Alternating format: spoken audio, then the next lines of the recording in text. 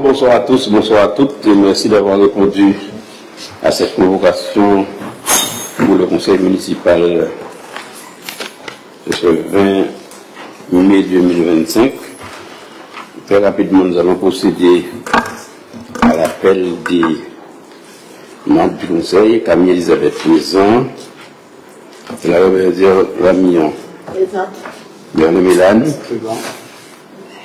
Gabriel Luzette, Kamaz Albert, Albert Géraldine, Karen Patrick, Fosida Lindsay, Robert Arwol, Bienvenue Lina, Désiré Fred, Thibaut Delise, Kamaz Jules, Sérène Patrick, Siniva Saint-Muriel, Famille Belle Roselise, Charles Roselet,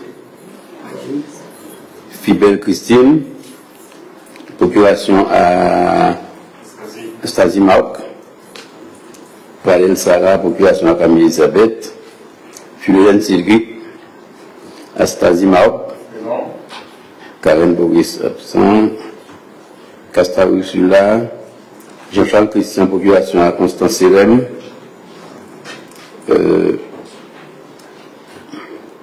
Christophe Annick, Lac Charles, Belair Béatrice, procuration à Grégory Cabrion et Grégory Cabrion. Donc je vais passer la feuille de présence. J'ai pas appelé Constance Sérem? Oui. Alors, et Constance Sérem, donc si je l'ai sauté, bon. Ok. Je fais tourner la feuille de présence.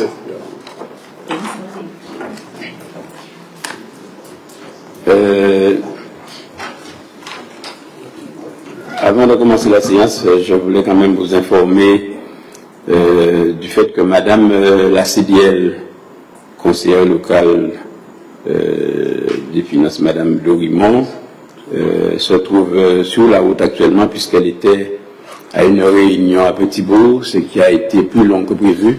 Donc elle est sur la route, elle va arriver d'une minute à l'autre. Donc lorsqu'elle va arriver, si on a déjà voté le CFU, je vais quand même lui passer la parole pour qu'elle dise quelques mots à l'Assemblée de façon à avoir les idées peut-être un peu plus claires. D'accord? Ensuite, nous allons donc commencer la séance puisque nous avons le quorum. Désigner un secrétaire des séances, je propose la candidature de Marc Astasi, s'il le veut bien. Il accepte, d'accord. Et nous allons commencer par le rapport de la commission des finances qui s'est réunie lundi dernier et le rapporteur, Madame Famibel Roselise, Madame Famibel. Alors oui, excusez-moi. Alors avant d'aborder le rapport, effectivement, je vous donne lecture du jour. Alors, un compte financier unique, deux affectations des résultats de l'exil 2024, en 3 votes du budget 2025, en 4 les amortissements de l'exercice 2025 avec les immobilisations en 2024 et les opérations pour compte de tiers, en 5 reprises de provisions pour risques et charges dans le cadre du dossier CEMAG pour un montant de 150 000 €, en 6 opérations de rénovation du stade de Rideau, demande de subvention DRTR 2025, en 7 opérations de rénovation de la maison Silène. Nous aurons un point à l'ordre du jour au bordereau, c'est la signature de la convention avec la mission locale pour laquelle la collectivité met à disposition depuis 22 ans un agent communal, et ça gratuitement. Et enfin, le dernier point sera une information concernant le jumelage entre la ville de Pointe-Noire en Guadeloupe et la ville de Pointe-Noire au Congo. Pas de questions, pas d'observations. Donc on poursuit et on passe justement à la lecture du rapport de la commission faite.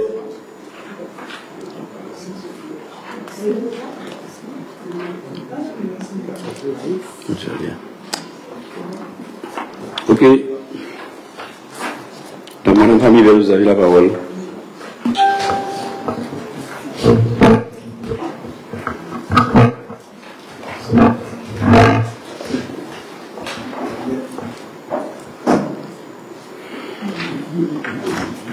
Donc, L'an 2025, le 12 mai à 10 h, la Commission Finances Budget Fonds Européens, Organisation Générale, Ressources Humaines s'est réunie à la salle des délibérations en vue de procéder à l'examen des points de l'ordre du jour du présent Conseil. Donc, étaient présents Camille Elisabeth, Famille Belrosé, Sylvie Délise, Karen Patrick. Absent, Pradessar excusé, Astazima, Camas Jules, Albert Géraldine, Jean-Charles Christian et Cabrion Grégory. Les administratifs présents de la Bois-Rollin Béatrice, Garnier Arnaud, Angoulevent Brigitte et Potier Vincent Até-Corum. Donc la séance a été présidée par le maire. Avant de procéder à l'examen des points à l'ordre du jour du Conseil, le maire président remercie les membres présents. Il précise leur contexte et rappelle les dispositions législatives applicables en cette circonstance. Monsieur le maire président signale que les points de l'ordre du jour, avant leur vote par le conseil municipal, doivent faire l'objet d'une commission préalable en commission pour examen et discussion. Donc, d'une communication préalable en commission pour examen et discussion. Donc, il demande à M. Garnier de rappeler l'ordre du jour.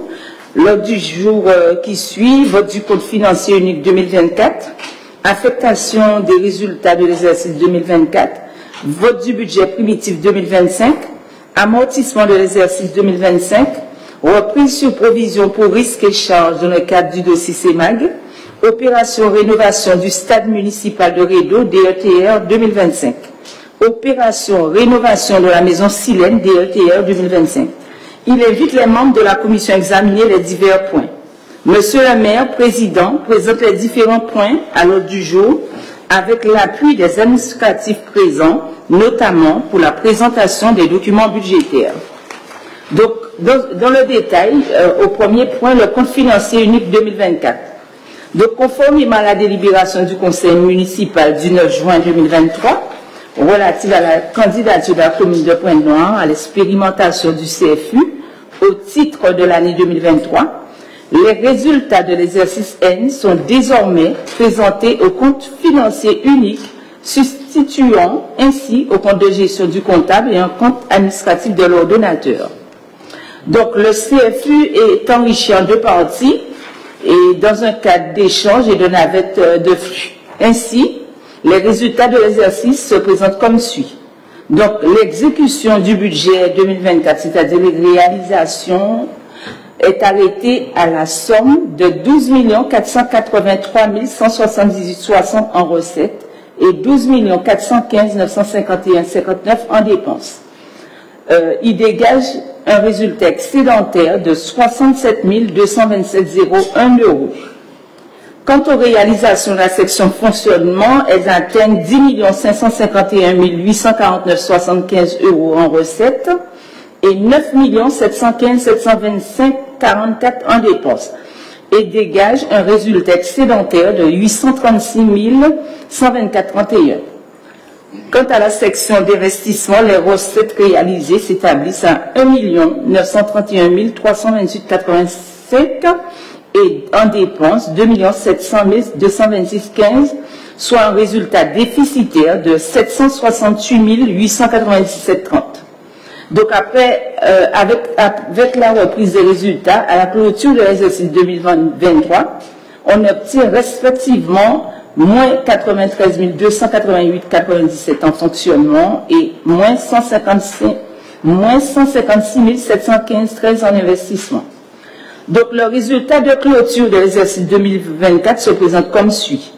Donc le cumulé de la reprise des résultats de clôture de l'exercice 2023 ainsi que l'excédent le résultat de l'exercice de clôture 2024 se présente comme suit. Donc, on cumule moins 93 788,97 plus 836 124,31. En fonctionnement, 12 742 835,34 en fonctionnement. Donc, le cumul de moins 150 715,13 plus moins 768 897,30 en investissement, moins 925 612,43 en investissement. Et tenant compte du solde des restes à réaliser arrêté à 985 766,89, on obtient un résultat global de 802 999,80, soit 742 835,34 en fonctionnement et 60 154,46 en investissement. Donc, il s'agit au deuxième point d'affecter les résultats de l'exercice 2024. À l'issue de la présentation du compte financier unique 2024, les résultats de clôture de l'exercice doivent faire l'objet d'une procédure d'adaptation au budget primitif 2025. Dans le cas présent, au vu des résultats du CFU 2024, présentant un résultat global positif de la section de fonctionnement et un déficit de la section d'investissement, il s'agira d'une simple inscription au budget primitif comme suit. Donc, le chapitre 00201 est abondé de montant de 742 835,34 et le chapitre 0001 abondé en dépenses d'investissement de 925 612,43. Donc, le vote du budget primitif 2025. Donc, on rappelle les contraintes budgétaires en lien avec les avis des préconisations de la Chambre régionale des comptes et les grandes orientations budgétaires de 2025. Le projet du budget primitif 2025 est constitué de deux stades. Un report, les restes à réaliser au 31 décembre 2024, inscrits au CFU 2024.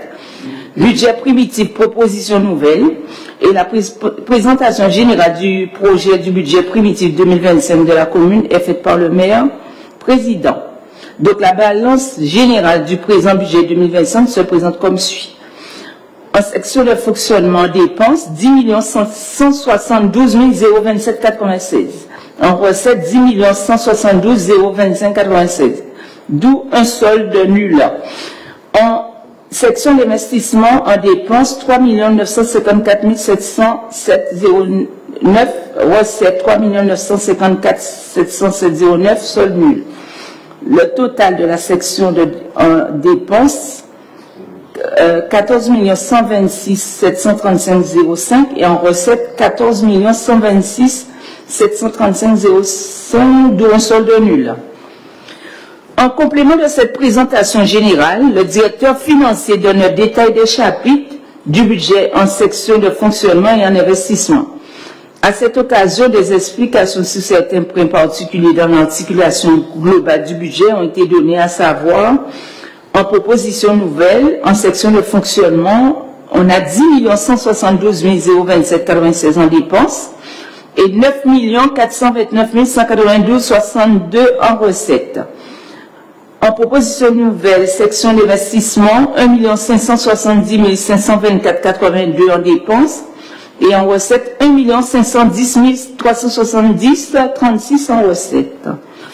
Donc, un rappel des chiffres du stade au report, partie intégrante du CFU, c'est-à-dire les restes à réaliser au 31 décembre 2024 en section d'investissement dépenses, 1 458 569,84 et en recettes, 2 444 336,73. Un solde de 985 766,89.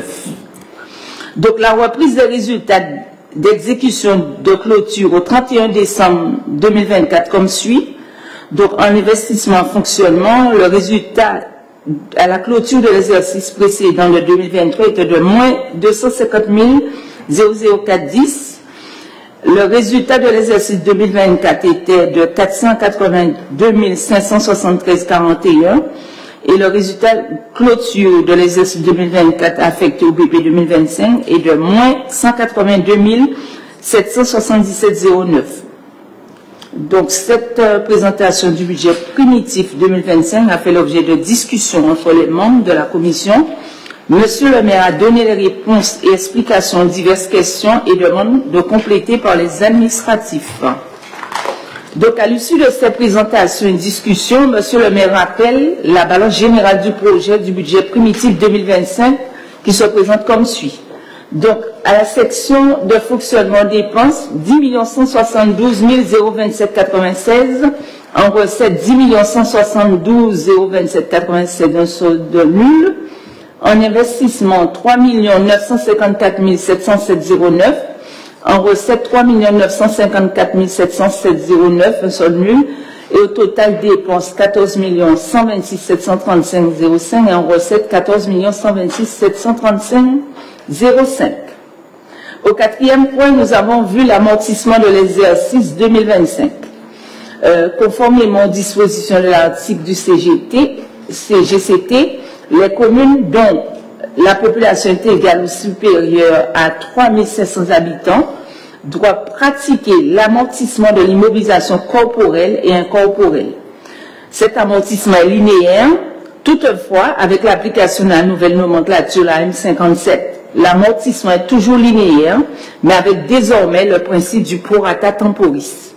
Ainsi, au titre de l'année 2025, le montant total des amortissements est de 262 884,02 en recettes et dépenses, opérations d'ordre budgétaire.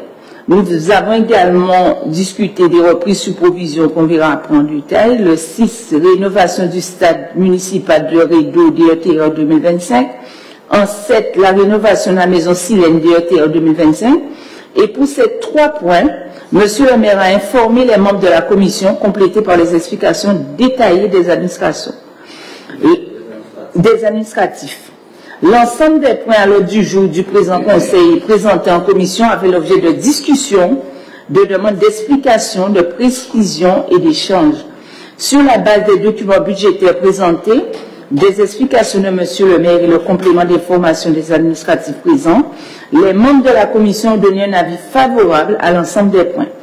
Le conseil municipal est désormais invité à délibérer.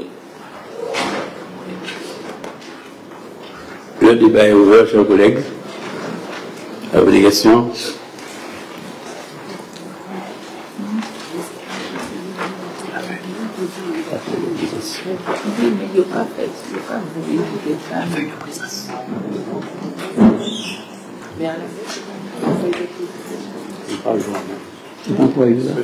La feuille de présence, elle est où?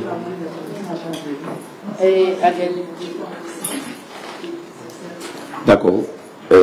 L'arrivée du collègue Charles Rousselet.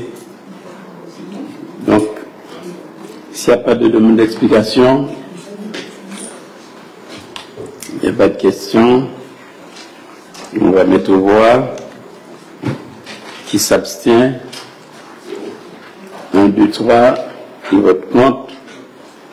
À 4, 5 abstentions. Ok, merci. Nous allons donc passer au point numéro 1, à savoir le vote du compte financier.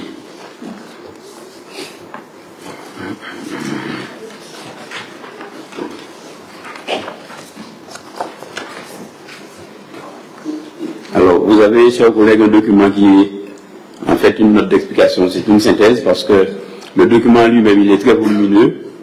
Et même dans la présentation que je vais faire, je vais encore synthétiser puisque la plupart des éléments auxquels on a fait allusion ont été abordés par Madame Famibel. Alors, juste pour rappel, le vote du compte financier unique 2024. Alors, la comptabilité des collectivités territoriales se caractérise par une étroite liaison entre les référentiels budgétaires et comptables. Elle s'appuie sur la production d'un compte administratif par l'ordonnateur et d'un compte de gestion par le comptable public. Le compte administratif établi par l'ordonnateur rend compte de l'exécution budgétaire de la collectivité et intègre les annexes fournissant les informations financières et de gestion.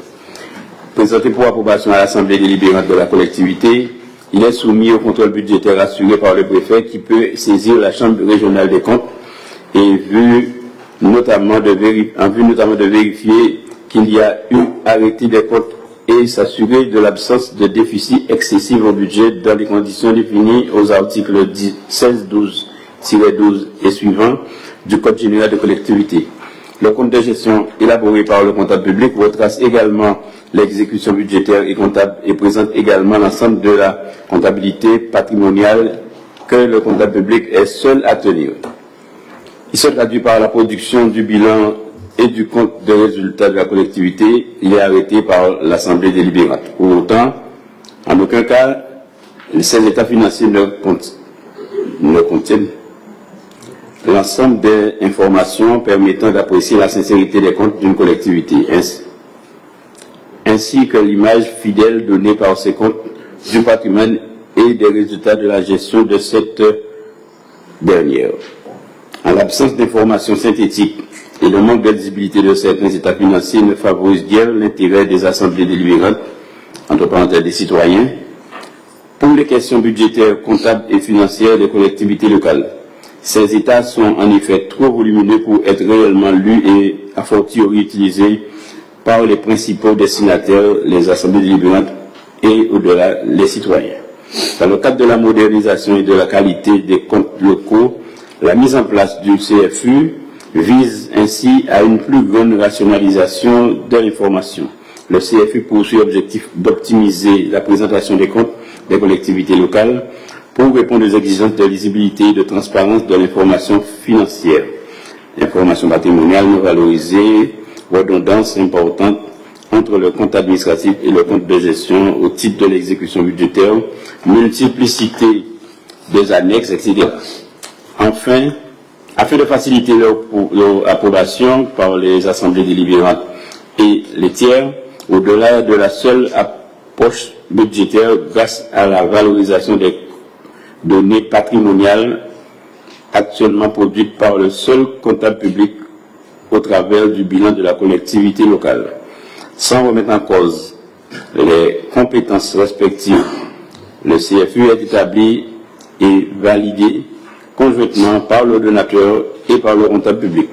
Il constitue un levier important de fiabilisation des données comptables car sa production conjointe impose une mise en cohérence entre les données produites par exemple des informations relatives aux actifs qui aujourd'hui figurent à la fois au bilan de la collectivité et dans les annexes dédiées du compte administratif.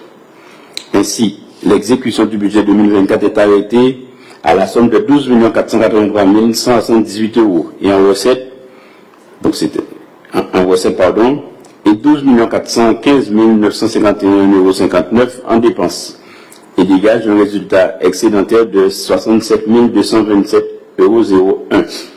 €. Les réalisations de la section de fonctionnement atteignent 10 551 841,75 € en recette et 9 715 725,44 € en dépenses. Et dégage un excédent de clôture de 836 124,31 €. En investissement, les recettes réalisées s'établissent à 1 931 328,85 € et les dépenses à 2 700 226,15 €, soit un résultat déficitaire de 768 898,30 €. 87,30, merci. Les résultats budgétaires de l'exercice 2024, présentation simplifiée. Alors, en section de fonctionnement, les titres de recettes émis 10 551 849,75 €, les mandats émis 9 715 725,44 €, et résultats de l'exercice 836 124,31 €. En investissement, 1 931 328,85 €, un mandat émis 2 700 226,15 €, un résultat négatif de 768 898,30 pour compte de 98 €. Un total de 12 483 178,60 € en titre émis et un mandat émis 12 415 951,59 €, d'où une différence de 67 227,01 €. Alors, résultat de l'exercice en fonctionnement 836 121, résultat de l'exercice antérieur 93 297, dont un résultat de 732 835,34. En investissement, moins 768 897,30, résultat de l'exercice antérieur 156 715, dont un résultat de clôture de 925 612,43. Donc, total de l'exercice 2024, 67 227,01. Les résultats antérieurs, moins 250 0,10 centimes. Clôture de l'exercice 2024, moins 182 717,08. Solde des restes à réaliser, 985 765 66,89. Et résultat de l'exercice 2024, total 802 989,80.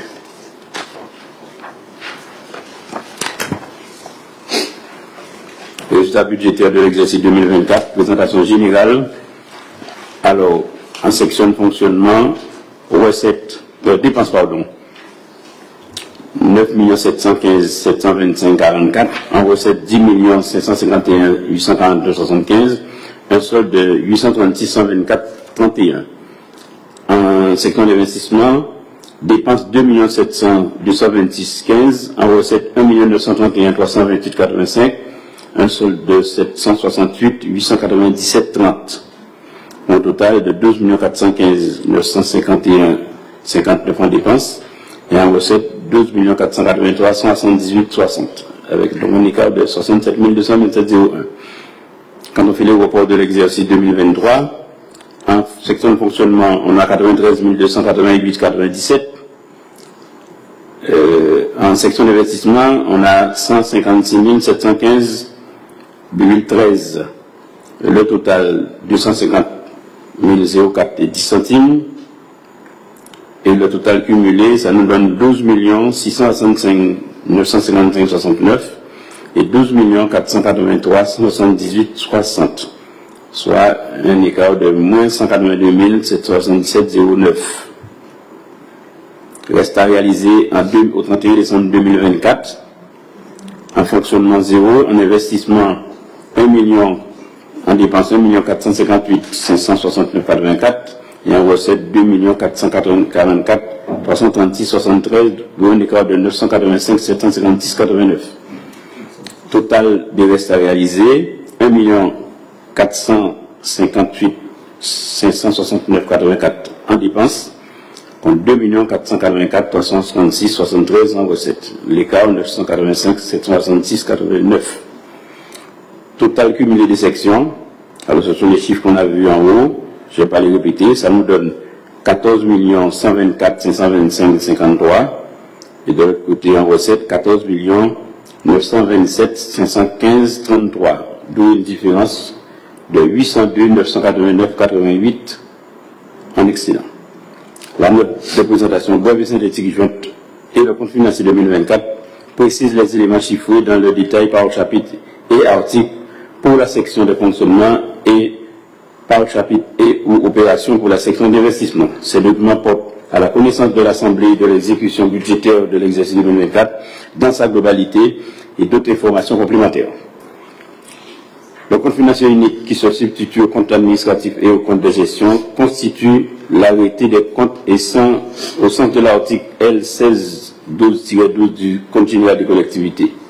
Vu les résultats présentés par le compte financier unique 2024, oui, de la Commission Finances, Budget, Fonds européens, Organisation générale des ressources humaines, vu la présentation des comptes publics, vu la présentation de l'ordonnateur, le Conseil est invité à délibérer. Chers collègues, vous avez la parole. Des questions?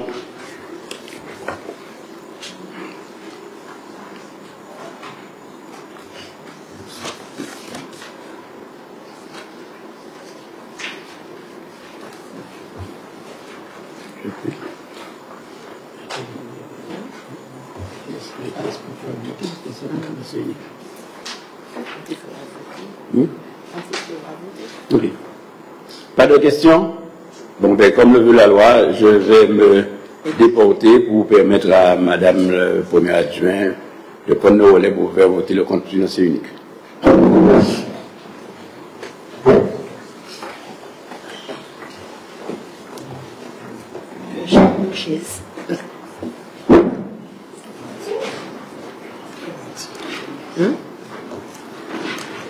Alors, c'est là. Donc, qui est contre? Qui s'abstient? Donc, 5. Donc, voté à la majorité, moins 5. Merci.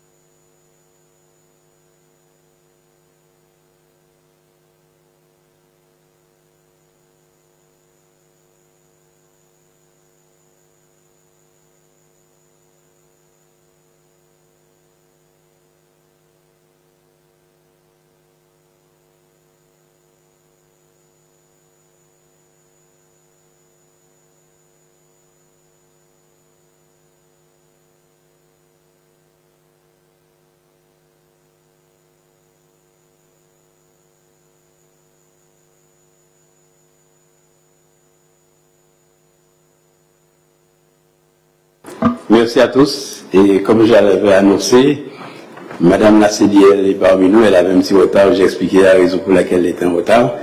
Et je vais donc lui passer le micro, qu'elle puisse nous donner quelques éléments d'explication supplémentaires sur le CFU. Madame Louimont, vous avez la parole.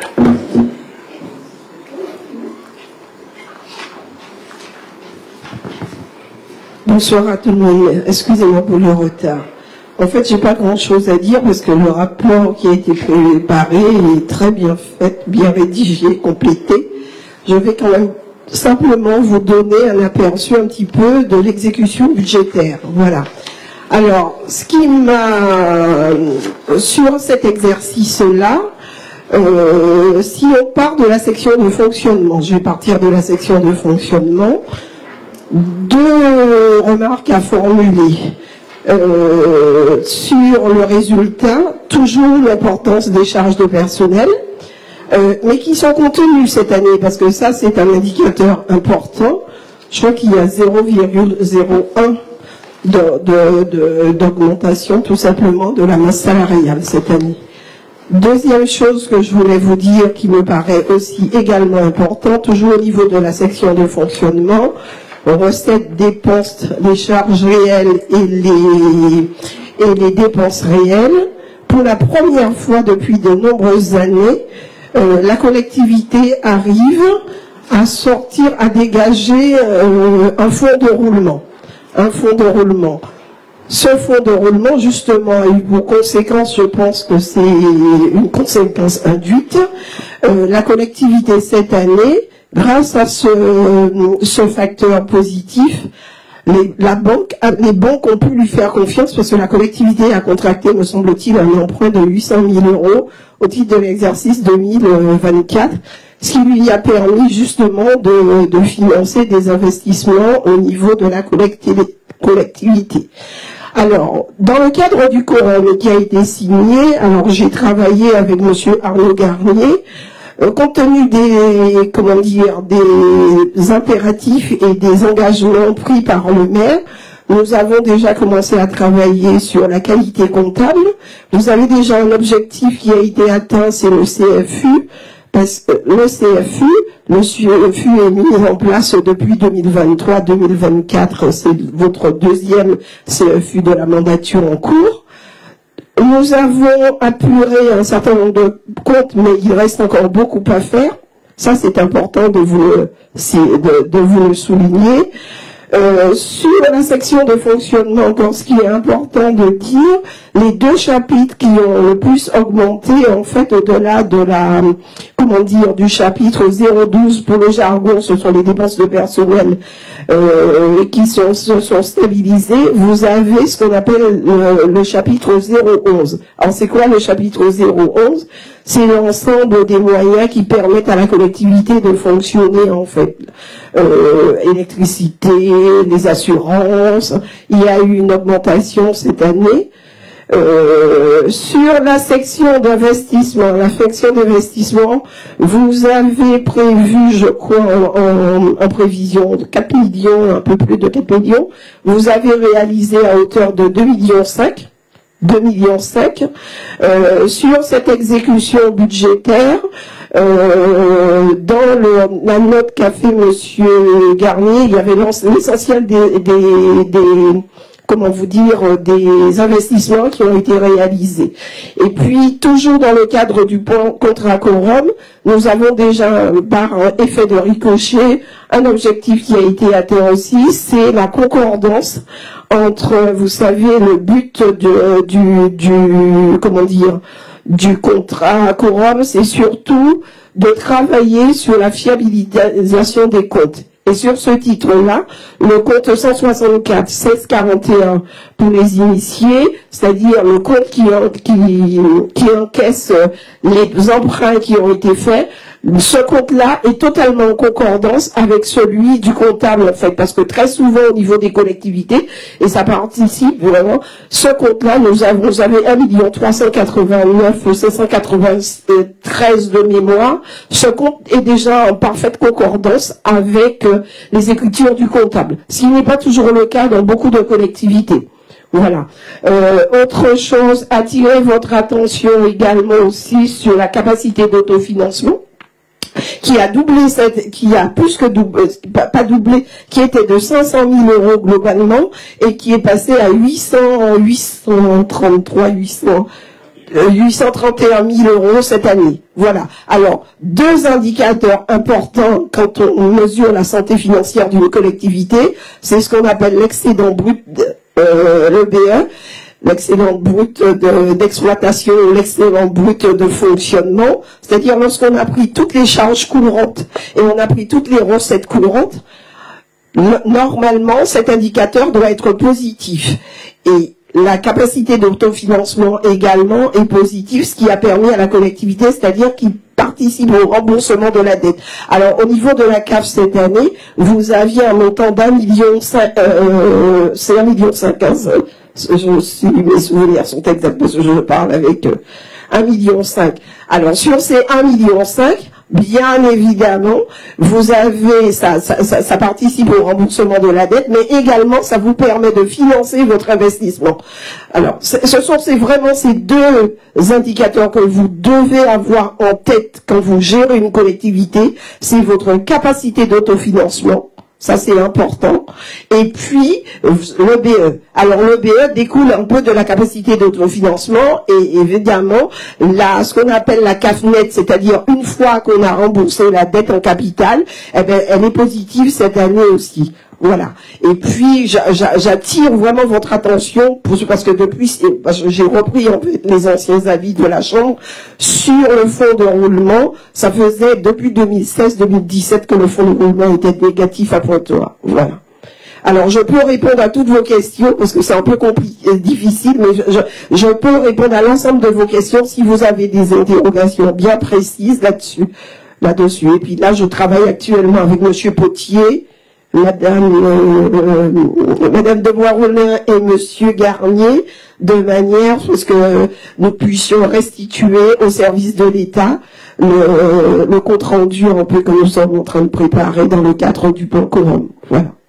Alors, j'invite Pointe-Noire à continuer sur cette voie, il y a encore beaucoup de choses à faire, mais il faut surtout surveiller votre section de fonctionnement. Dépenses de fonctionnement, recettes de fonctionnement, découle la CAF. Et c'est ce qui est très très important au niveau de la collectivité. Alors, petite précision, la Chambre régionale des comptes avait évalué il y a quelques années que la masse salariale de Pointe-Noire ne devait jamais dépasser 5,5 millions. Justement pour vous permettre. Aujourd'hui, on est à 6,8 millions. On est à 6,8 millions, mais 6,8 millions qui part du constat au niveau du recrutement, au niveau de la situation actuelle de la collectivité en termes d'effectifs. Je crois que vous êtes à 136 agents, c'est ça, monsieur le maire? Je parle de mémoire, à 136 agents, et dans le cadre du plan Quorum, cet effectif devrait diminuer, et fin 2020, de 25, je pense, on sera peut-être à 128 agents. Voilà.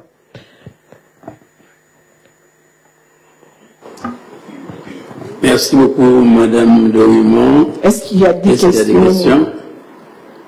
Y a-t-il des questions? Il n'y a pas de questions. C'était clair ou c'est pas... Voilà. Maintenant, nous allons passer au point numéro 2, l'affectation des résultats de l'exercice 2024. La procédure de reprise et l'affectation des résultats reste sans changement avec la M57. Ainsi, en application de l'article L2311-5 du Code général des collectivités territoriales, l'affectation des résultats de l'exercice N-1 se fait après le vote du compte financier unique, ce qui a été fait. Seul le résultat excédentaire de la section de fonctionnement au titre de réalisation du compte financier unique fait l'objet d'une affectation par décision du conseil municipal. Le résultat à affecter est le résultat cumulé, c'est-à-dire le résultat de l'exercice N-1 tenant compte du report du résultat de fonctionnement de N-2. L'affectation des résultats décidés par le conseil municipal doit au moins couvrir le besoin de financement de la section d'investissement N-1 tel qu'il apparaît au compte financier unique. le besoin de financement de la section d'investissement est le cumul de résultats d'investissement de clôture, déficit ou excédent, dépenses chapitre 01 ou recettes chapitre 001 et du solde des restes à réaliser, déficit ou excédent. La réalisation de l'affectation nécessite l'émission d'un titre de recette au compte 1068 justifié par la délibération d'affectation. Pour la part non affectée, le report ne nécessite pas d'émission de titre, mais se limite à une inscription sur une ligne budgétaire de la section de fonctionnement en recette au titre du chapitre 002. Dans le présent cas, et au vu des résultats du CFU 2024, présentant un résultat global positif de la section de fonctionnement et un déficit à la section d'investissement, comme indiqué ci-dessus, vous avez le tableau, qui n'est pas très lisible. Alors, il s'agira d'une simple opération au budget primitif 2025 comme suit. Chapitre 00201, recette de fonctionnement 742 835,14 et chapitre 00101, dépenses d'investissement 925 612,43. Donc, c'est clair, c'est juste reporter ce résultat positif sur l'exercice 2020, sur le budget 2025. Des questions? Demande d'explication?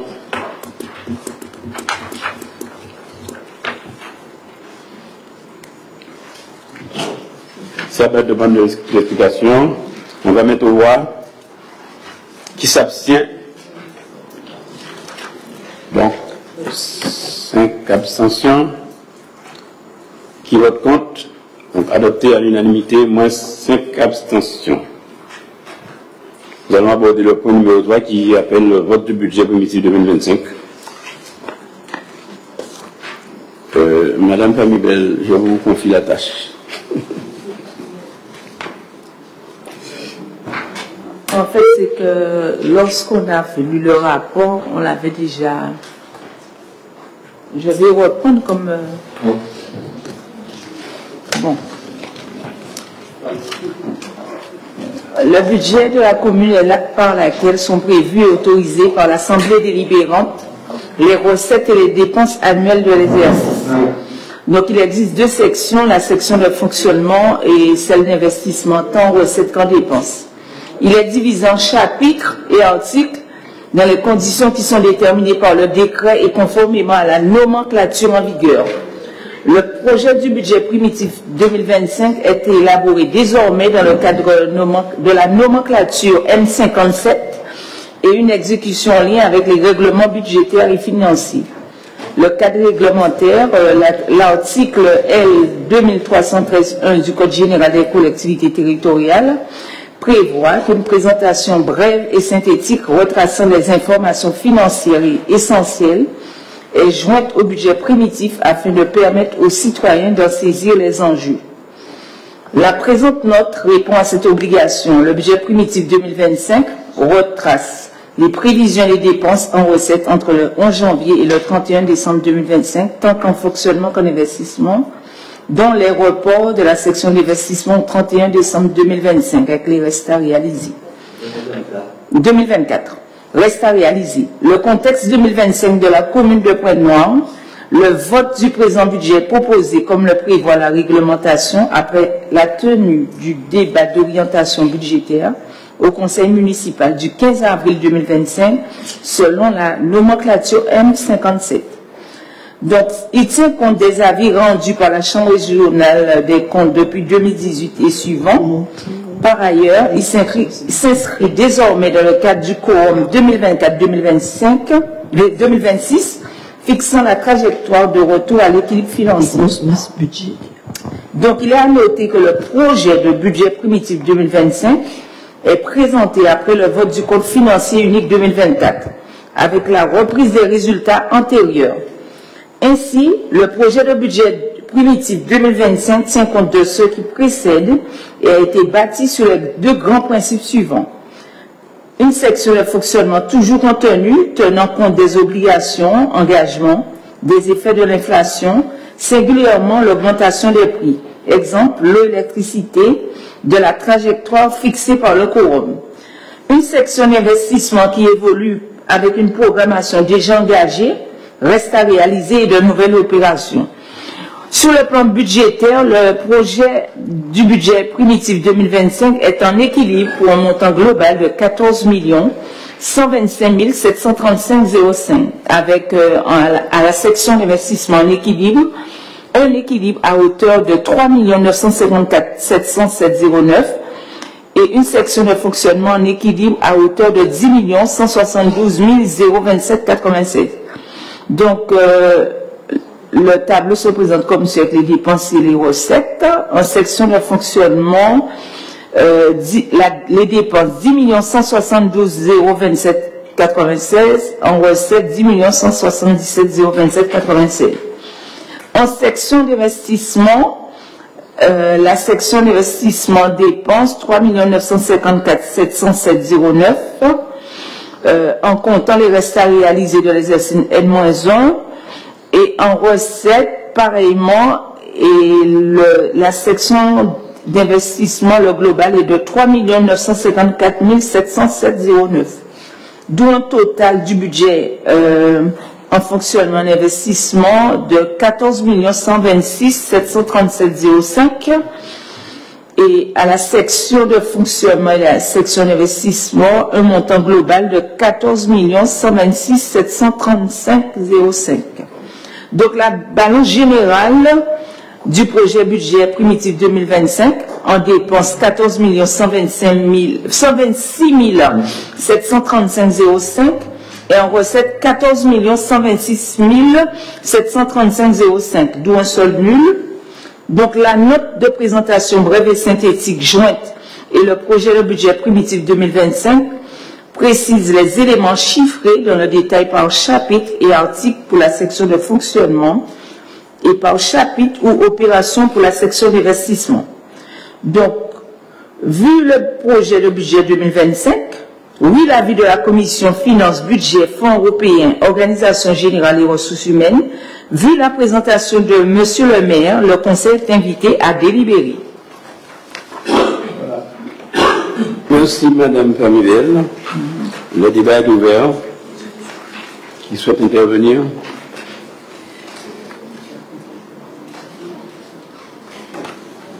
Alors, à titre d'information quand même, il faut noter, Madame la CDL l'a dit, nous avons retrouvé une certaine fiabilité au niveau de la CAF, capacité de financement, ce qui était très très rare. Mais surtout, il faut noter que, en dépit des difficultés que nous rencontrons, la commune de Pointe-Noire fait partie du groupe de tête des communes qui en Guadeloupe paient plus rapidement ses dettes. Alors, ce n'est pas nous qui le disons, ce n'est pas non plus ce ne sont pas non plus les services des finances de la Guadeloupe qui le disent, c'est vraiment une enquête qui est menée au plan national sur tout l'ensemble du territoire et nous sommes effectivement à moins de 23 jours de paiement. Alors bien évidemment, quelqu'un pourrait dire oui, mais j'ai déposé une facture. Alors déjà, toutes les factures qui sont inférieures à 2500 €, si je ne m'abuse, M. Garnier, sont payées, sont liquidées de façon à ne pas avoir des factures qui tombent dans les tiroirs. Et puis les plus grosses factures font l'objet d'analyse et ce qui fait que on n'a pas dans nos tiroirs des factures, des petites factures qui traînent.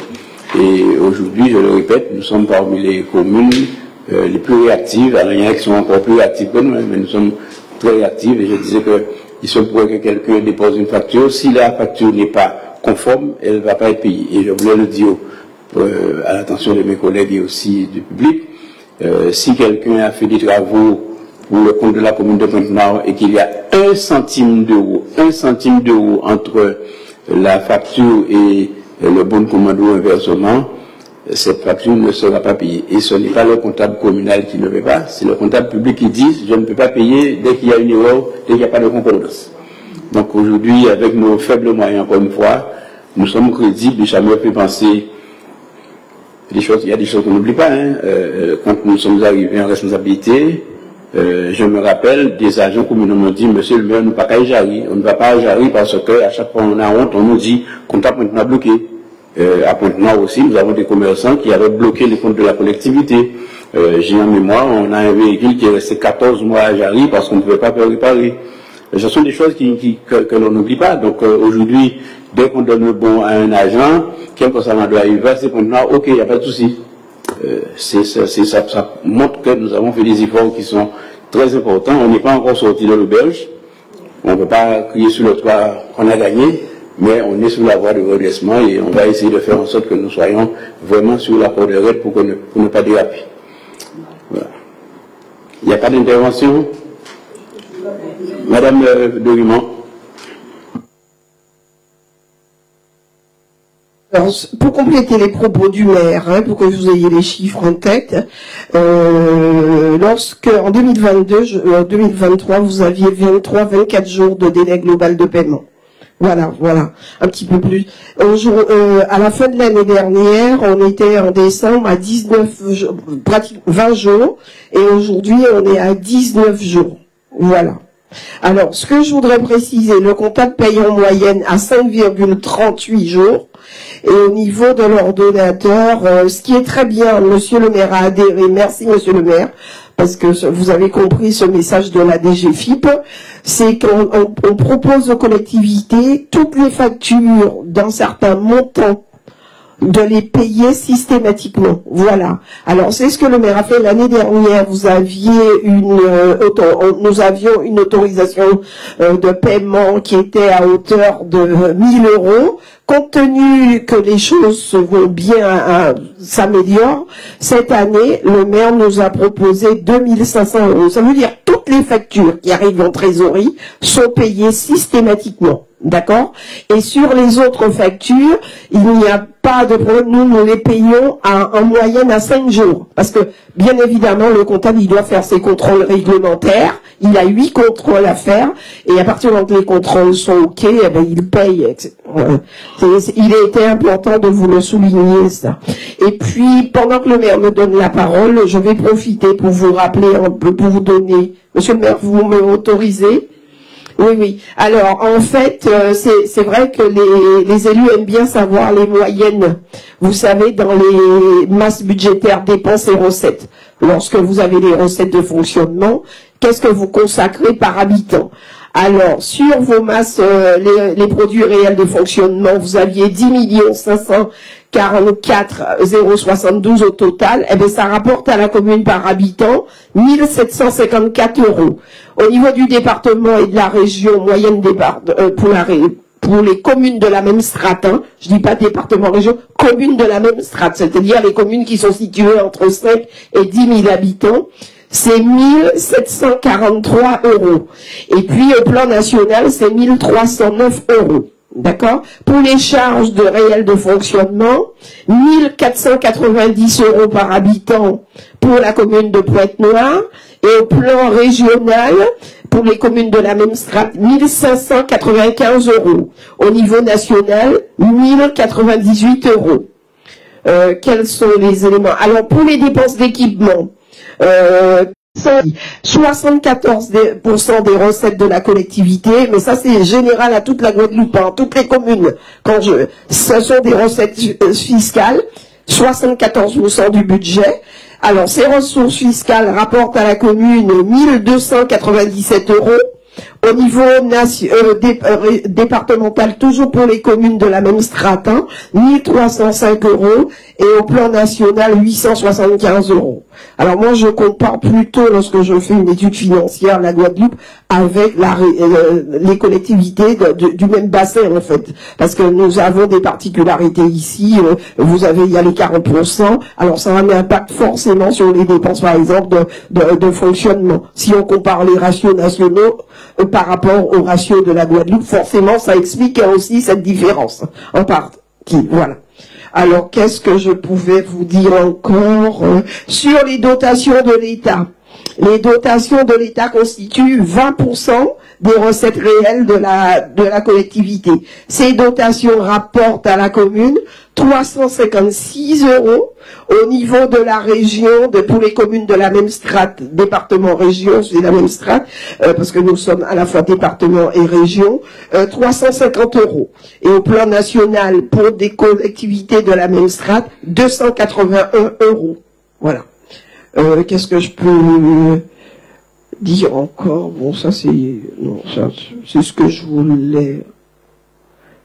Je regarde un peu. Voilà, c'est l'essentiel en fait. Voilà. Je vous remercie. Voilà. Merci beaucoup, Madame Dorimont. On a voté. Alors, nous allons passer... On n'a pas voté? Non. Ah bon, excusez-moi alors. Bon alors, on va mettre au voie le budget primitif de la collectivité pour l'année 2025. Quels sont ceux qui s'abstiennent? Marie. Alors, qui vote contre? Adopté à l'unanimité, moins 5 abstentions. Nous passons au point numéro 4, amortissement de l'exercice 2025. Très rapidement, en application de la nomenclature M57, applicable dès le 1er janvier 2023 et conformément à la délibération du 23 décembre 2022, les biens acquis à la section d'investissement font l'objet d'amortissement selon le principe linéaire, mais avec désormais une particularité du pro-rata. Temporis. Ça veut dire que si on achète en mars, on commence à amortir dès le mois de mars. Il s'agit de poursuivre le principe de l'amortissement pour les biens acquis en 2024 et antérieurement selon leur durée théorique de vie. Il convient de fixer la durée et le montant annuel à amortir. Alors, les biens acquis en 2024 et antérieurement, ça nous fait 228 639,28 €. Les biens acquis pour le compte de tiers, 34 244,74 €, soit un total de 262 884,02 €. Le Conseil est invité à délibérer. Demande d'explication.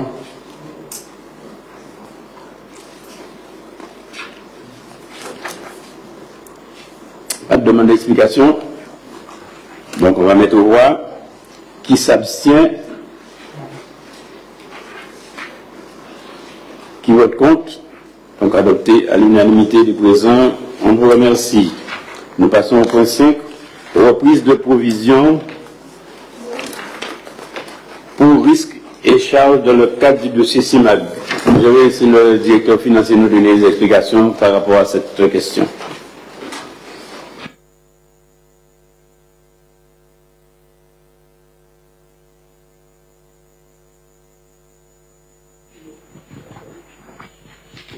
Bonsoir à tous. Merci, Monsieur le maire. Alors, par délibération en date du 29 octobre 2024, l'Assemblée délibérante avait délibéré favorablement pour la constitution d'une provision pour risques et charges dans le cadre du dossier CEMAG pour un montant de 489 878,32 €. Cette provision faisait suite aux échanges entre la collectivité et la CEMAG sur les modalités de régularisation d'une créance antérieure et dont l'issue est formalisée dans le cadre d'un protocole transactionnel entre les deux parties et qui a fait l'objet d'une délibération lors du Conseil du 29 octobre 2024. Dans ce protocole, l'article 3, modalité de paiement, prévoyait deux options. Une option 1 basée sur un remboursement étalé sur 10 ans et une option 2 dans le cadre du quorum. Alors, la collectivité est en discussion, c'est ce que dit, je vous reprends le texte du protocole, option 2. La collectivité est en discussion avec les services de l'État pour la mise en œuvre de contrat de redressement quorum portant sur la période 2024-2026. Dans le cas où ce quorum serait validé et signé, la collectivité procédera à une régularisation sur une période plus courte, soit sur 4 ans. Ça, c'est le principe qui était acté dans le protocole. Ainsi, et du fait notamment de la signature du quorum au titre de l'exercice budgétaire 2025, la commune doit verser à la CEMAG la première échéance, soit 150 000 €. À l'instar de la constitution de la provision, la reprise de la provision est dès lors que le risque se concrétise, une délibération est également nécessaire et doit préciser les conditions de reprise. C'est le parallélisme des formes. On a constitué par une délibération, on reprend par une délibération. Il convient de reprendre la provision par une recette de la section de fonctionnement au compte 78 reprise sur amortissement et provision, la dépense de la collectivité est imputée sur le compte de charge adéquat 611, contrat de prestation de services.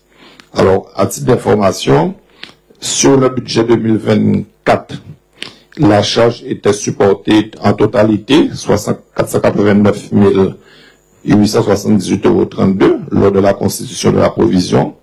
Aujourd'hui, sur le budget 2025, c'est une opération, on peut dire, blanche, c'est-à-dire il y aura une reprise de provision de 150 000 € en recettes de fonctionnement et une dépense en section de fonctionnement du même montant, 150 000. Alors 150 000 en recettes et 150 000 en dépenses. C'est une opération neutre sur le budget.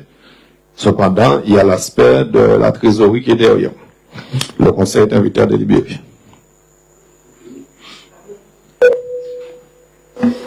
Des questions relatives à cette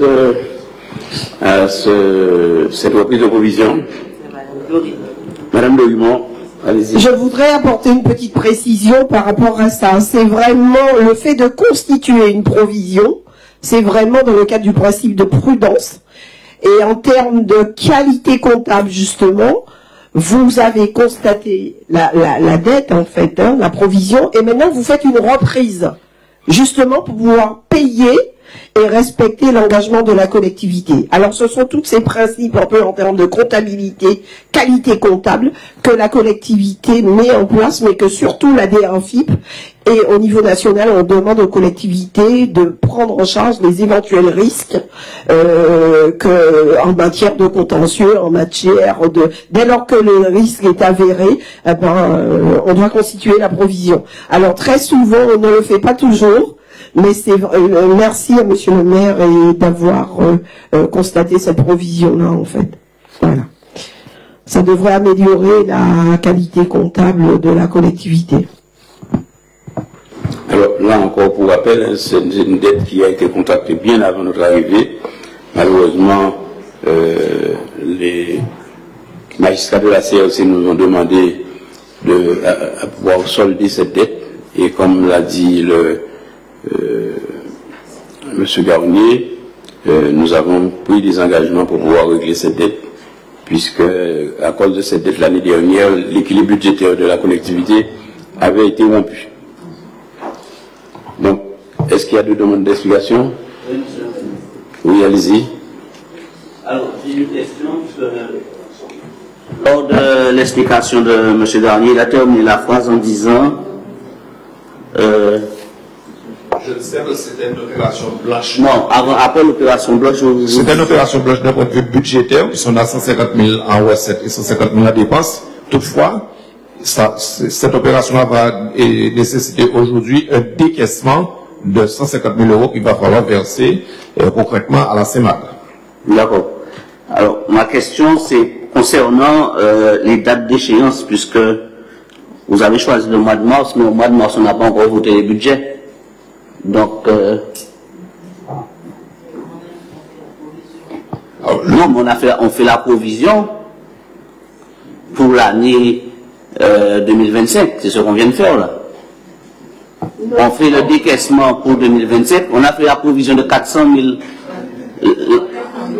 Alors, le budget n'est certes pas voté, simplement dans la continuité de l'exécution courante de la collectivité, le maire peut engager des dépenses dès le 1er janvier et le conseil municipal l'a même autorisé à cet effet d'engager les dépenses. Et de ce fait, cette dépense-là peut être payée au même titre que les charges du personnel dès janvier, le remboursement des emprunts et toutes dépenses de fonctionnement nécessaires au fonctionnement dit de la collectivité. Ça fait partie des possibilités qu'offre ça va être payé.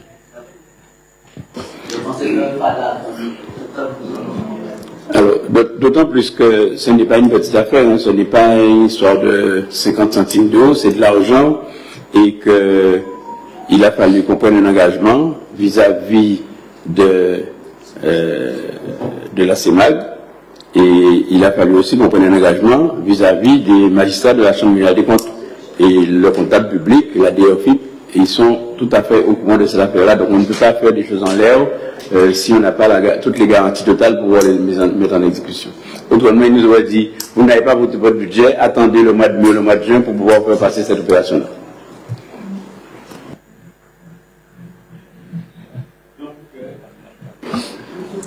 Les explications, il n'y a plus de demande d'explication. Donc il n'y en a plus, on va poursuivre, on met aux voix.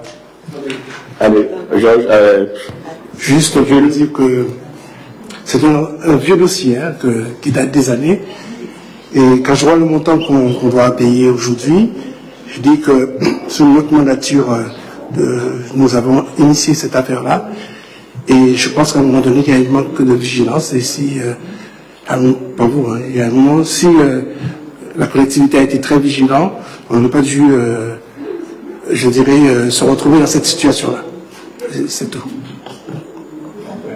Mais écoutez, je prends note de ce que dit le collègue Jules Camas, puisque à l'époque il était aux affaires, et effectivement, peut-être qu'avec un peu plus de vigilance, peut-être qu'on ne serait pas arrivé là, mais depuis 2018, la municipalité qui nous a précédé a mis le pied dans le plat, à savoir, a commencé à payer, et par conséquent, vis-à-vis de l'État, eh bien, on considère aussi que vous avez commencé à payer, c'est que vous avez reconnu que vous avez une dette et qu'il faut l'exécuter. Voilà.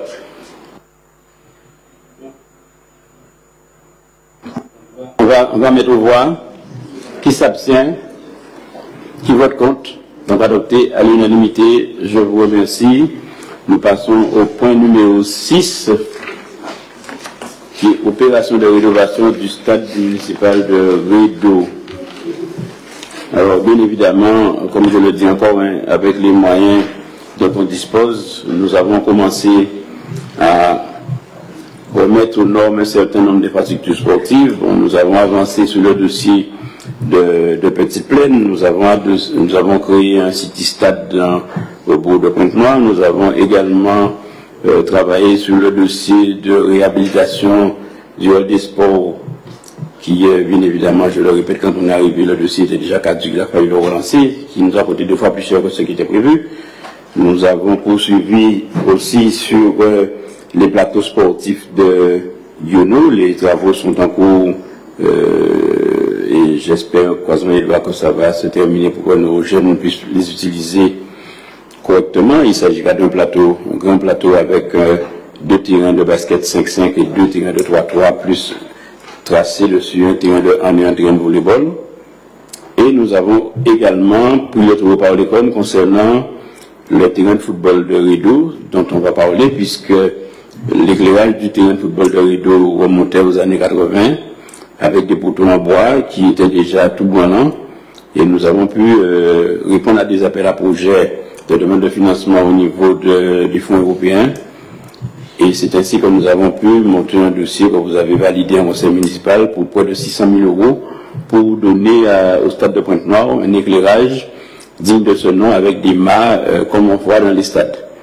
Alors, petite interrogation, petite précision à la population qui nous écoute et qui nous regarde par le biais d'Internet.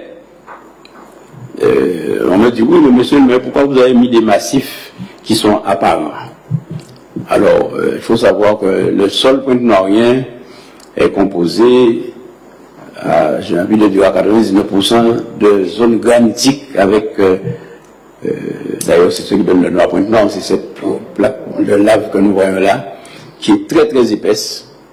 Et c'est pas qu'il n'y a pas de machine pour les casser, hein, mais c'est que quand vous mettez des machines pour les casser, ça coûte très cher. Et il nous avait été dit que si on veut casser pour faire enterrer les massifs, on peut le faire, mais on n'a pas d'argent pour l'éclairage. Et étant donné que les moyens budgétaires ne sont pas extensibles, d'ailleurs nous ne sommes pas la seule commune à avoir des massifs qui apparaissent, j'ai en mémoire les habitants, j'ai en mémoire bruyante, donc la stratégie, les techniciens ils ont calculé, et ils nous ont dit bon voilà, c'est la façon la plus judicieuse de faire pour ne pas avoir à dépenser les sommes qu'on avait, qui étaient allouées pour pouvoir réaliser les travaux. Les travaux sont achevés aujourd'hui. Les derniers contacts que j'ai eus avec le technicien de GTLEC, il s'agissait simplement de venir pour faire le réglage parce qu'il y a une répartition des luxes à faire sur l'ensemble du terrain pour que le terrain soit complètement éclairé de façon équitable. Donc ça va être fait d'ici ces jours-ci. On a poursuivi également parce que les vestiaires qui sont au stade avaient toute la charpente, les tôles qui étaient complètement perforées, la toiture qui était pourrie. Donc on a réhabilité la toiture des vestiaires. Il manque quelques petits travaux entre guillemets acaciaires à faire au niveau des poutres et des travaux de maçonnerie. En interne, nous avons fait remis en état les lampes. C'est pas fini, il y a peut-être certainement les douches à reconsidérer. Et nous sommes maintenant sur la poursuite de cette opération qui consiste à sécuriser le stade de Rideau parce que aujourd'hui la clôture intérieure qui limite l'accès des visiteurs au stade, et ceci surtout en cas de rencontre sportive, elle n'est pas fiable d'une part parce que c'était une clôture qui remontait à 1965. Et puis c'était aussi l'entreprise qui montait les mâts avait été obligée de faire des entailles pour pouvoir faire passer les engins pour entrer sur le stade. Et aujourd'hui on doit reprendre. Alors on a monté un dossier qui est en lien avec le contrat pays que nous avons signé avec le département. Donc il y a une participation du département. Nous sollicitons la région, nous sollicitons la LANS, nous sollicitons les fonds FAFA de la Fédération française de football amateur. Tout cela pour un budget de 1 700 000 €. Alors il y aura donc plusieurs phases dans cette première tranche. La première phase sera la rénovation de la clôture intérieure, je le disais, avec la réalisation de nouvelles de soutènement, l'aménagement de bancs pour les remplaçants et pour les officiels. Lorsqu'il y a match, il faut que les arbitres et les officiels soient assis à l'abri, qu'il pleuve, qu'il neige, qu'il vente. Ensuite, la réhabilitation de la pelouse, puisque la pelouse du stade de Pointe-Noire, c'est la pelouse, je pèse bien mes mots, qui était la mieux irriguée en Guadeloupe, pour cause, non seulement les structures d'irrigation étaient performantes, mais en plus, nous avons l'avantage d'avoir un stade qui se trouve au sommet d'une côte. Donc, les pentes qui avaient été données aux canalisations permettaient d'évacuer l'eau très rapidement, même s'il pleuvait à verse. Avec le temps, les arbres ont poussé, les racines qui sont autour du stade sont allées jusqu'à traverser ces conduites et ont obstrué les canalisations, et nous avons, pendant les 2 premières années, même les 3 premières années quand nous sommes arrivés, on n'avait plus droit à un stade qui était rapidement assaini, mais on avait droit à une piscine qui restait plusieurs jours, et on était incapable de faire monter le moins d'engins sous la pelouse pour le tondre. Et les herbes poussaient, on avait vraiment un genre de forêt vierge. Donc là aussi, la collectivité a dû faire intervenir une entreprise, en l'occurrence Carrière Assainissement, qui avec ses caméras ont ausculté les conduites, ont ausculté les canalisations, et avec le J2, ils ont pu quand même éliminer toutes les boues qui étaient là. Ça n'a pas été fait à 100%, mais aujourd'hui le stade ne conserve plus l'eau, il n'y a plus d'eau stagnante sur le stade, et ce qui fait que lorsqu'il pleut, eh bien, les eaux s'évacuent beaucoup plus vite. Donc dans cette deuxième phase, nous allons voir la pelouse et le dîner qui sera refait. Donc pelouse et dîner qui sera refait tranquillement en totalité. Et puis dans une dernière tranche, dernière phase du moins, on a l'aménagement de la piste d'athlétisme. Alors ceci dit, je rappelle quand même, je signale au passage que l'entreprise, lorsqu'ils sont venus faire des travaux sur le stade, c'est vrai, on était dans une période très pluvieuse, et la boue qui est montée sur le stade, c'est un engin qui pèse, je ne sais pas, peut-être 60 tonnes, 50 tonnes, je ne sais pas, et ne serait-ce que pour se déplacer sur la piste, sur la pelouse, la boue faisait des sillons très profonds. Donc j'ai alerté l'entreprise pour leur dire que, étant donné que c'est Gitilec cette fois-ci, et Gitilec BTP, pour leur dire qu'il fallait qu'ils remettent en état tout ce qui avait été, entre guillemets, défoncé par le passage de l'engin. Et donc, nous sommes réactifs là-dessus pour que ça soit terminé et pour que nous puissions permettre à nos jeunes d'utiliser les infrastructures sportives, que ce soit dans le cadre civil que ce soit dans le cadre scolaire, pour les primaires, pour les collégiens et pour les lycéens. Est-ce que vous avez des demandes d'explication? Alors, bien évidemment, il y a une deuxième tranche qui viendra après, mais cette deuxième tranche sera une tranche qui va prendre en considération le parking et surtout la construction de tribunes pour pouvoir recevoir du public lorsqu'il y aura des événements sportifs sur le Nord. Oui, collègue. Monsieur le maire, je voulais juste vous demander, dans le cadre du plan de financement que vous nous présentez, je ne vois pas apparaître une demande au niveau de la CNBT. Avez-vous une... Non, pas formulé de demande au niveau de la CNBT, puisque la CNBT a des difficultés de budgétaires comme nous-mêmes, et la CNBT, on a préféré faire un impasse, peut-être solliciter la CNBT sur les tranches futures. Pourquoi je vous dis ça? Puisque j'ai vu qu'il y a un aménagement de la piste d'athlétisme, et de souvenir, il me semble qu'ils avaient voté un PPI à l'époque, quand vous l'avez dit, à peu près de 5 millions d'euros pour Pointe-Noire, et dont il y avait la reprise du terrain, l'aménagement du terrain, les 6 couloirs, je ne sais pas si vous vous en souvenez de ça, pour la piste. Et donc peut-être si c'est ici dans cette première tranche et vous n'avez pas sollicité, peut-être ce serait intéressant dans la deuxième de pouvoir demander une subvention pour nous aider, puisque nous faisons partie de la CNBT. On n'a pas trouvé de documents expliquant les modes de financement de cette opération au moment où vous étiez en responsabilité. On a effectivement retrouvé un projet avec la reconstruction du stade, mais le plan de financement on n'a pas trouvé. Donc de toutes les manières, votre question, j'ai répondu dès la fin de mon intervention, puisque je disais que nous allions dans la deuxième tranche solliciter également la CNBT. Alors ce qu'il faut savoir, c'est que des projets aussi onéreux, lorsque vous les présentez de façon globale, on ne les regarde même pas. Quand vous avez un projet qui coûte 6-7 millions, l'État vous dit, bien gentil, mais allez chercher de l'argent ailleurs, allez voir les privés, on ne peut pas. C'est le principe. Donc on a mis en deux tranches et on a phasé les tranches. De toute façon, ce qui fait qu'on demande des subventions qui ne sont pas très lourdes, et puis petit à petit, les choses se font. C'est le principe qu'on a mis en place depuis. Donc j'ai parlé de l'éclairage, j'ai parlé des vestiaires. On va aller petit à petit jusqu'à ce qu'on arrive à terminer une infrastructure sportive correcte pour nos jeunes. Voilà. Est-ce qu'il y a d'autres demandes d'explication?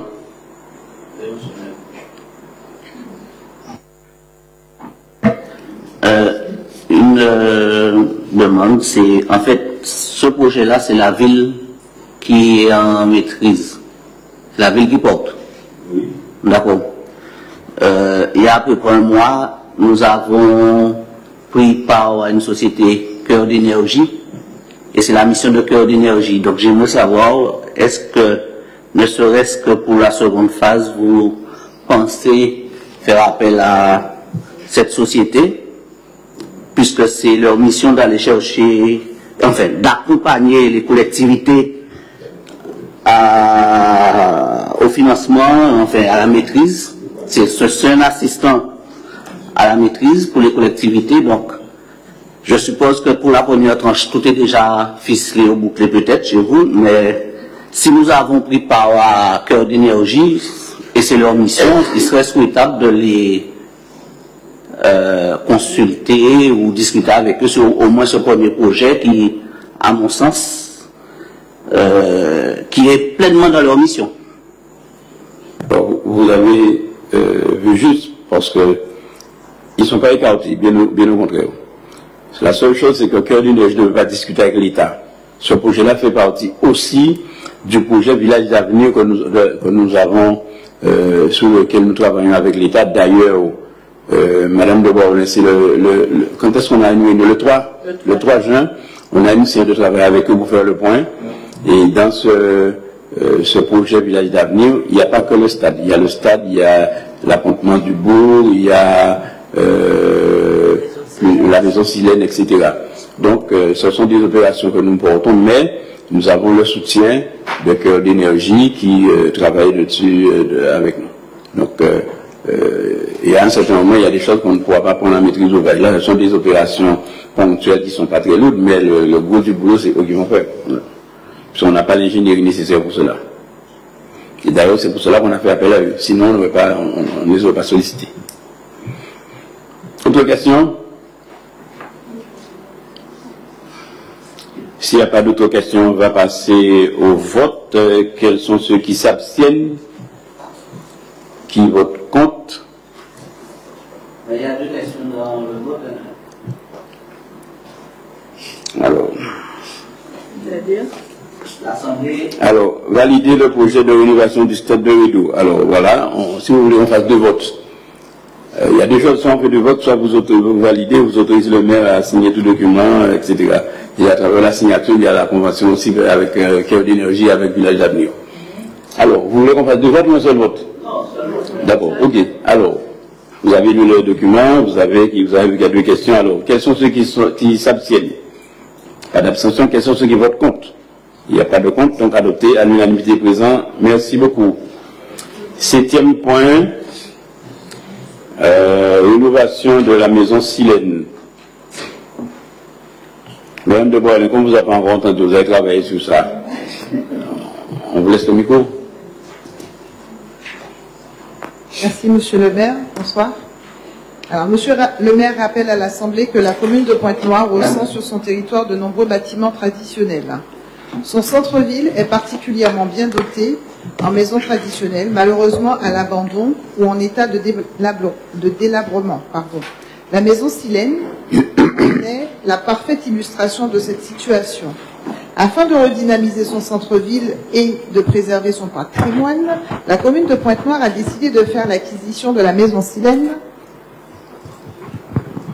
en 2013, au regard notamment de sa proximité avec la mairie.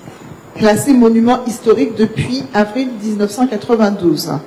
6 rue Jean Ignace, la maison Silène est implantée sur la parcelle AO 358 d'une superficie de 144 mètres carrés.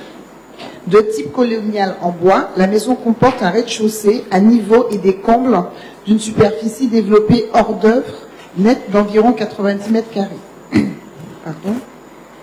Les objectifs de la commune sont multiples à travers ces travaux de réhabilitation de la maison Silène, c'est-à-dire préserver son patrimoine en centre-ville, revitaliser et mettre en valeur son centre-bourg, mettre en valeur son patrimoine historique, embellir et valoriser l'environnement immédiat de l'hôtel de ville. La commune souhaite rénover cette bâtisse à l'identique afin d'accueillir ses services administratifs, police, office du tourisme, mission locale, salle pour les associations et ou des activités. Les travaux seront les suivants. De gros œuvres, la charpente couverture, la menuiserie bardage, électricité, informatique, plomberie, sanitaire, revêtement, sol et murs. Le coût prévisionnel global est de 1 167 088,12 centimes d'euros. Donc, concernant le plan de financement prévisionnel, au niveau des dépenses, alors, au niveau des dépenses, les postes de dépenses, donc nous avons la maîtrise d'œuvre, 87 753,65 €. Les études complémentaires avec les frais annexes, 269 233,22 € et des travaux tout corps d'État, 898 654,90 €, soit un total hors taxe de 1 167 888,12 €. Au niveau des recettes, donc les financements, donc des demandes vont être faites au niveau de la DETR, la DAC, le conseil régional, le conseil départemental et la commune, à la participation de la commune, pour un montant total hors taxe de 1 167 888,12 €.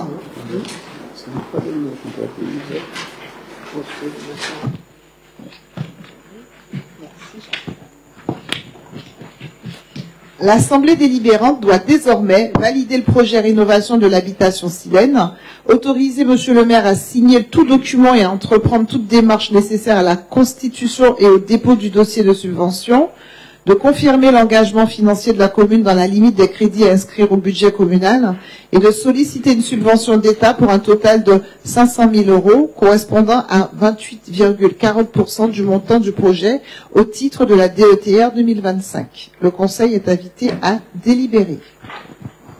Merci Madame de Boisvolain. Donc vous avez entendu les explications de Madame de Boisvolain. Mesdames, Messieurs, le débat est ouvert.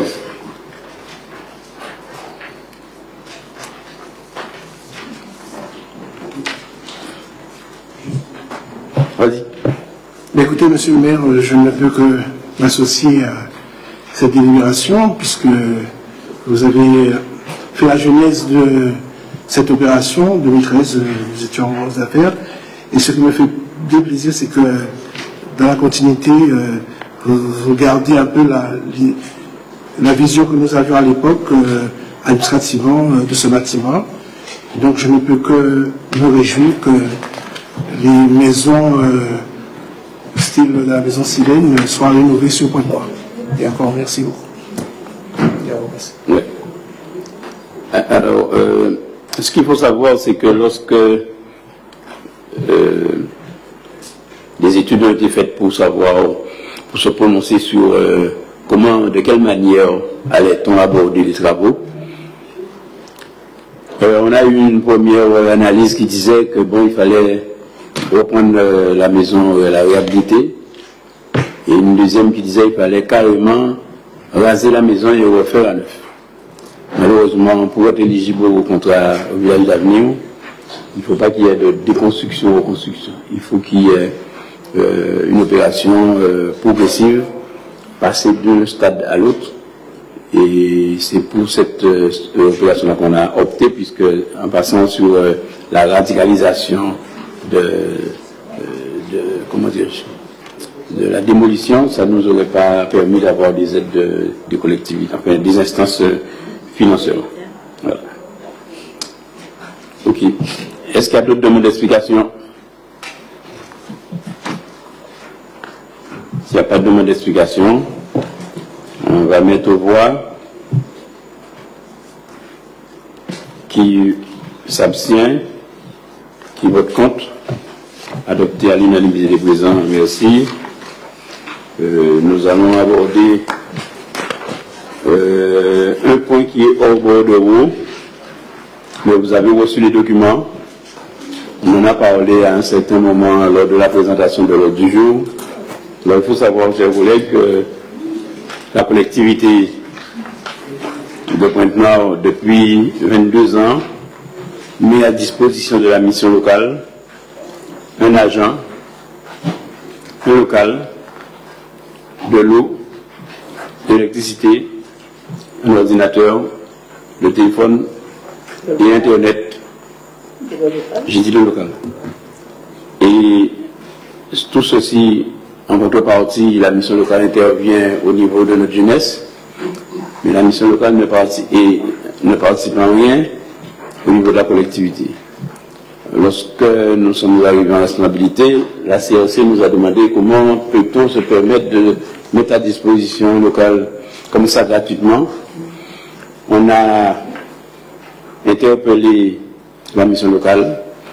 Leur réaction n'a pas été immédiate. Ça a traîné, ça a traîné. L'année dernière, on les a vraiment cérémoniés en leur disant, bon, il y a deux choses, d'autant plus que j'avais les preuves tangibles que les autres communes où la mission locale se situe participent d'une manière ou d'une autre au fonctionnement, la mission locale participait au fonctionnement de la structure. Et nous, on était à 100%, des grosses villes comme le Môle, pour ne pas le citer, avaient récupéré quelque chose. Et donc, on a appuyé sur le champignon, et du coup, ils ont répondu favorablement pour pouvoir contribuer au fonctionnement, à notre budget, si vous voulez, au second semestre 2024. Mais on n'a pas signé la convention parce qu'il y avait un certain nombre de choses à revoir. Donc, avant le vote du budget de 2020, j'ai encore insisté pour leur dire, écoutez, de 2025, pardon, de ce mardi, j'ai insisté pour leur dire, écoutez, on n'allait pas passer le vote du budget sans prendre une décision. Donc on les a rencontrés, ils nous ont proposé une convention, une convention que nous allons signer avec eux et qui sera en partie rétroactive puisque l'engagement qu'ils avaient pris pour payer le deuxième semestre 2024 sera respecté. Ils vont nous payer le premier semestre 2025, également le second semestre 2025 et ça va se poursuivre comme ça. Donc c'est une bonne chose que la mission soit ici, mais je disais aux gens, écoutez, on a l'impression que parce qu'on est maintenant, tout est permis. Toutes les autres villes, Sainte-Rose, Le Moule, partout où il y a la mission locale, ils participent, et sauf ici. Ils ont tout. Nous n'avons aucun, on n'est pas une partie mission locale, une partie commune de maintenant. L'agent qui est là, je ne peux lui demander quoi que ce soit. Et quand elle a la seule chose de son congé, c'est tout comme ça fonctionne. Mais autrement, elle est complètement mise à disposition. Donc, ça n'a pas été facile, mais aujourd'hui, on arrive à concrétiser cela. Et c'est quand même près de 50 000 € lorsqu'ils vont payer le dernier semestre 2024 de retard, plus la totalité de 2025. C'est presque 50 000 € qui vont monter dans la caisse de la collectivité. Et quand on réfléchit, on se dit, si on calcule ça sur 22 ans, eh bien, avec cette somme-là, la commune ne serait pas en déficit, mais on serait largement excédentaire.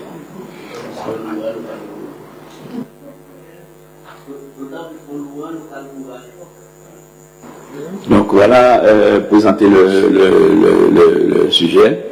Je le répète, la mission locale, ils ont toute leur place ici, puisque l'agent qui est là fait un travail auprès des jeunes qui sont à la recherche d'emploi, les jeunes qui sont en déshérence, les jeunes qui n'ont pas de formation, etc.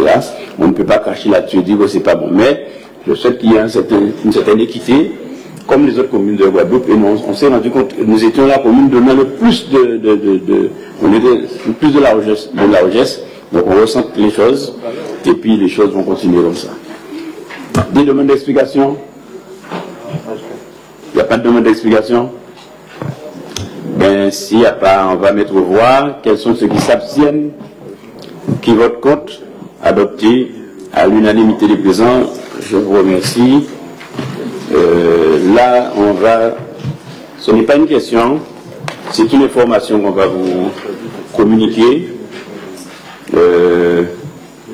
Lorsque nous sommes arrivés, encore une fois, je le dis en responsabilité, nous avons abordé une volonté municipale qui remonte à de très très nombreuses années, qui était de réaliser un jumelage avec la ville de Pointe-Noire au Congo-Brazzaville, entre les deux Pointe-Noire. Alors cette volonté remonte à de très nombreuses années et n'a pas abouti, puisque ça c'est très vieux, pour diverses raisons, pour des raisons de tempérie en Guadeloupe, pour des raisons d'instabilité politique chez eux, après changement de gouvernance, là aussi volonté d'y aller, et pour des raisons que j'ignore, ça n'a pas abouti. Nous avons essayé de prendre le taureau par les cornes et relancer l'opération, discuter avec un premier maire qui était en place jusqu'en 2022 et qui après n'a pas été reconduit, et réengager la discussion avec le cabinet de Madame le maire qui est en place. Et finalement, après beaucoup de turpitudes, beaucoup de discussions, on est parvenu à un résultat qui aujourd'hui, la ville de Pointe-Noire, qui est un monstre par rapport à nous, puisque c'est 1 400 000 habitants, c'est une ville et c'est à la fois un département. Nous avons beaucoup discuté avec eux, et la semaine dernière, donc vendredi dernier, on a reçu. Alors, on nous avait déjà fait part d'un projet, d'une planification, mais tant qu'on n'avait pas reçu le document officiel, on ne pouvait pas dire oui, dire non. Donc, on a reçu un document officiel signé du maire et du préfet, nous invitant donc à passer, à effectuer un voyage pour effectuer un jumelage entre les deux collectivités.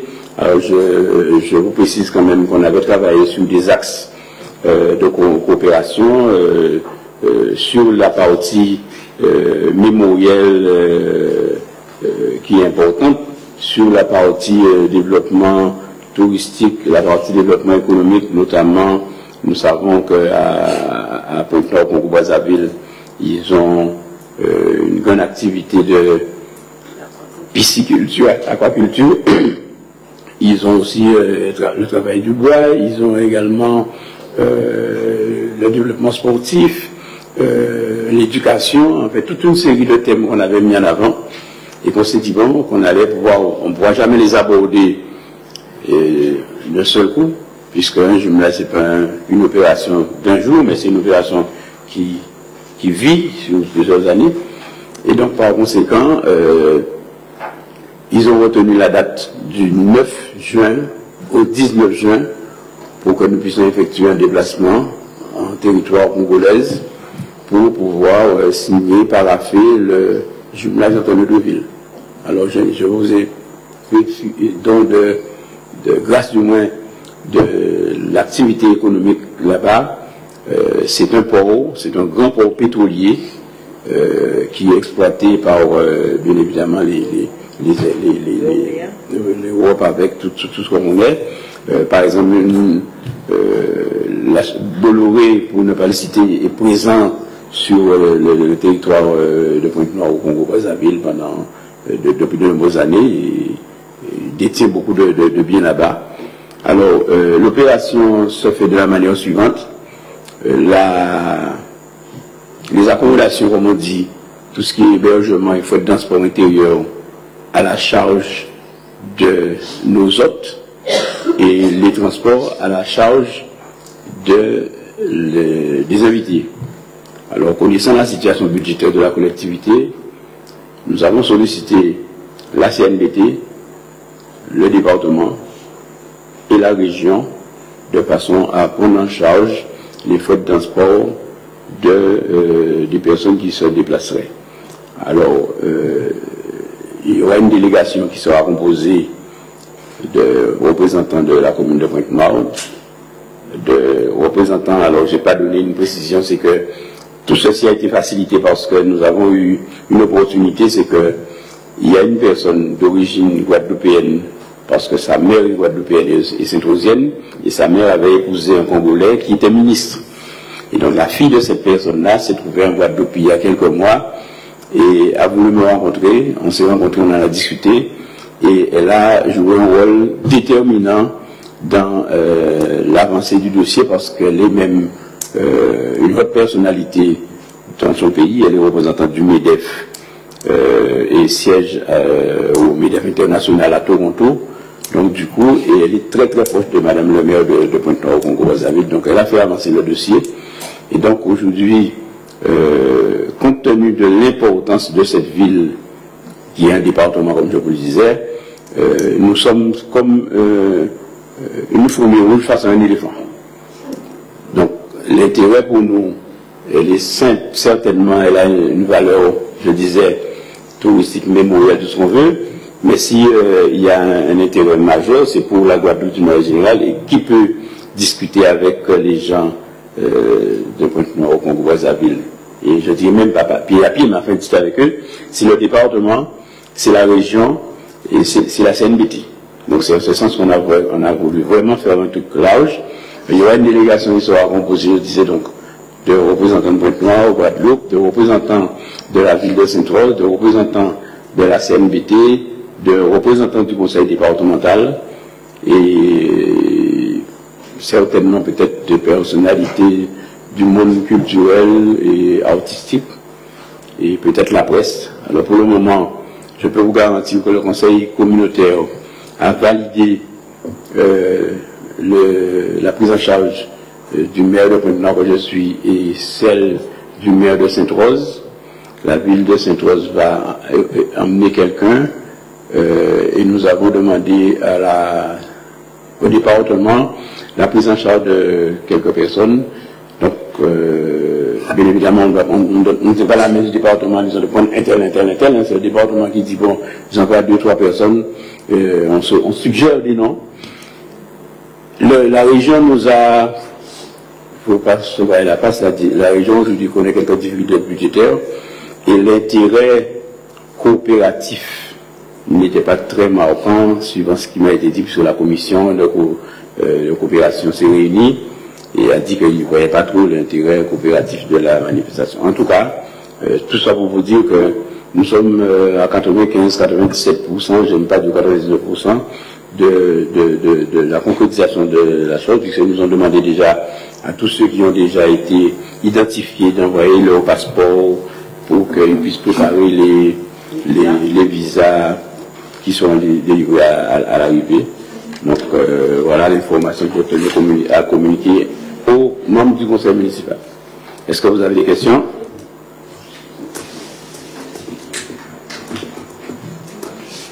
Pas de questions? S'il n'y a pas de questions, eh bien, nous sommes arrivés au bout de notre réunion du conseil municipal. Je vous remercie pour votre participation, pour la qualité des échanges qu'on a eus au cours de ces réunions. Et vas-y. Nous sommes Alors, c'est pas une question, mais j'ai remarqué que depuis quelque temps, les conseils, ça ne commence jamais à 16 heures. Donc. Et les premiers conseils, c'était 16 heures pile pour tout le monde. Donc peut-être que M. le maire faudrait appeler un peu à l'ordre parce que ça déborde et puis on a tous nos affaires à faire en fait. Vous avez certainement raison.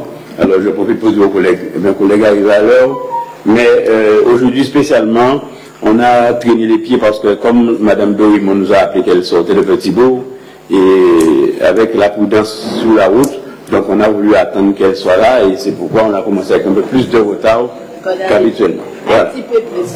Ça c'est pour aujourd'hui. Oui. Mais j'ai bien dit aujourd'hui.